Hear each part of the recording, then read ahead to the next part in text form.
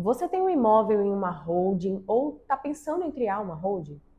Essa semana o STF ele pode te dar uma excelente notícia ou, por outro lado, pode confirmar o que os municípios já queriam cobrar.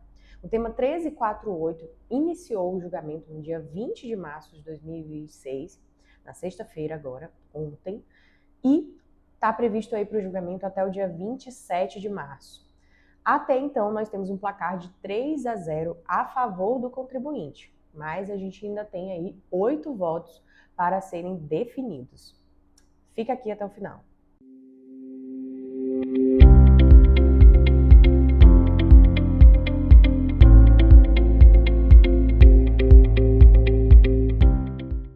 Vamos entender o problema. O artigo 156, parágrafo 2º, inciso 1º da Constituição Federal, prevê lá uma imunidade do ITBI sobre a integralização de capital social. Só que os municípios, eles compreendiam ali naquela parte final do dispositivo que não se aplicava essa imunidade às empresas que tinham atividade preponderantemente imobiliária, que é o caso das holdings. E alguns contadores, algumas pessoas até hoje acreditam que esse entendimento do município é o correto, seria o mais adequado. Essa interpretação, porém, agora vai ser discutida nesse tema 1348 para definir se essa imunidade ela é incondicional, não precisa ser uma atividade diferente da imobiliária para ter direito a essa imunidade. Essa discussão sobre incidências de ITBI, imunidades em caso de integralização de capital social já foi objeto de discussão no STF lá em 2020, no tema 796, recurso extraordinário 796.376. Lá naquela tese, eles fixaram que a imunidade existe sim, mas até o limite do capital social integralizado. Ou seja, para exemplificar aqui, se eu tenho um imóvel de 8 milhões e eu tenho lá o capital social subscrito na pessoa jurídica de 5 milhões. Sobre essa diferença, que excede o valor do capital social, incidiria o ITBI. Essa foi a tese definida nesse tema 796, só que teve um ponto que aí começou-se a controvérsia em relação a esse tema 1348.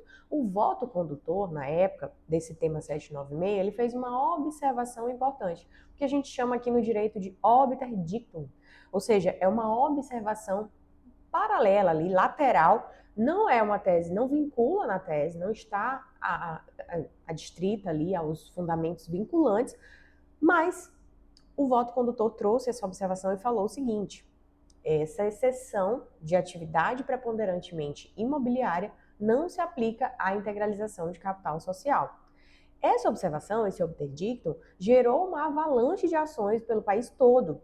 E aí, nós estamos aqui hoje para definir a temática do 1348 por conta dessa observação feita.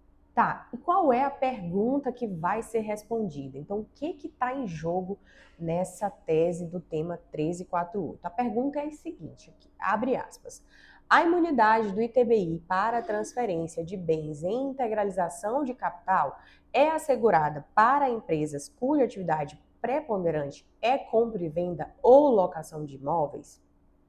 Essa é a pergunta, fecha aspas. Essa é a pergunta que vai ser respondida e que impacta diretamente, por isso eu falei das holdings, né, que são pessoas jurídicas criadas preponderantemente com atividade imobiliária. Em alguns casos, as pessoas até pensavam assim, eu vou abrir com uma outra atividade, outro RENAI, para poder integralizar o imóvel e depois eu mudo essa atividade.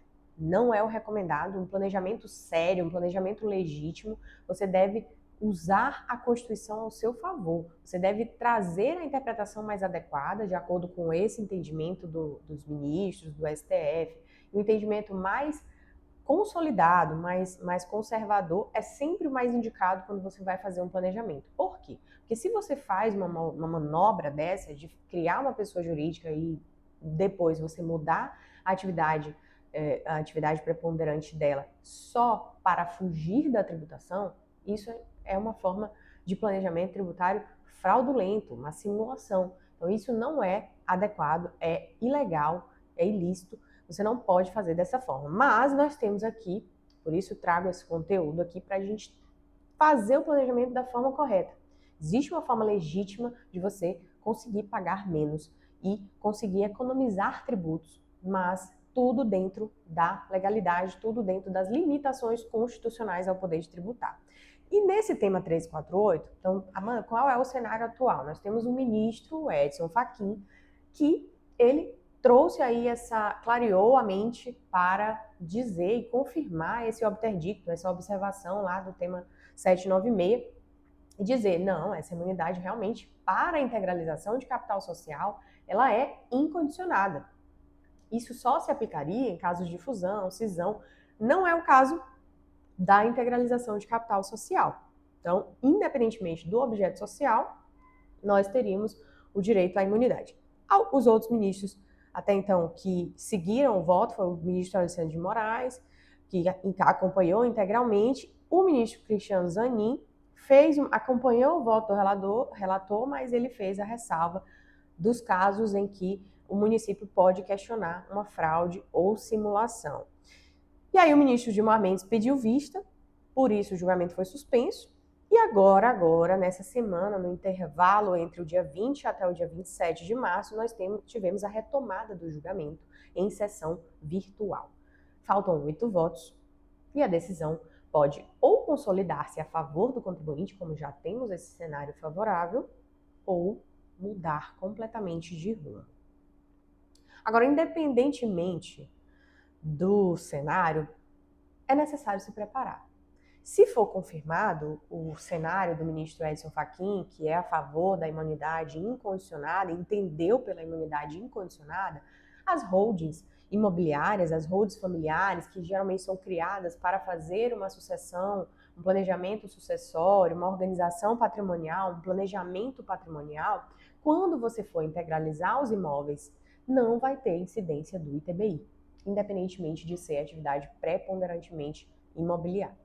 Vai acabar com essa insegurança jurídica de um município cobrar, um outro não cobrar, e o contribuinte ser surpreendido com uma autuação do município cobrando esse ITBI sobre a integralização. Quem pagou indevidamente também vai poder, nos últimos 5 anos, rever essa cobrança indevida e pleitear a repetição de indébito. Agora, se o cenário for totalmente desfavorável, vai ter que ser revisto também, mas normalmente o STF modula os efeitos da decisão, protegendo quem já ajuizou uma ação, quem já fez, né, o período que a pessoa estava lá com o ajuizamento da ação. Mas o importante também ressaltar aqui é que, quanto à questão do excedente, gente, esse tema 1348, ele não vai mudar o entendimento que já foi fixado no tema 796. Tá? Então, mantém-se o entendimento de que o excedente do valor do capital social subscrito, ele continua sendo tributado pelo ITBI. O que vai mudar mesmo aqui é a questão do objeto social da empresa. E aí, o que a gente pode ter também de cenário, que normalmente é o que tem acontecido nessas declarações de incondicionalidade, dessas definições do STF que geram impactos milionários aí para os cofres dos fiscos municipais nesse caso. A gente vai ter, muito provavelmente, uma modulação dos efeitos e eles protegem quem já entrou com a ação. Então, por isso, eu sempre digo, avalie agora o caminho, né, a viabilidade de você entrar com a ação para não deixar dinheiro na mesa e não pagar imposto indevidamente. Então, o que você deve fazer agora? Que eu sugiro aqui 4 passos importantes, 3 passos, na verdade.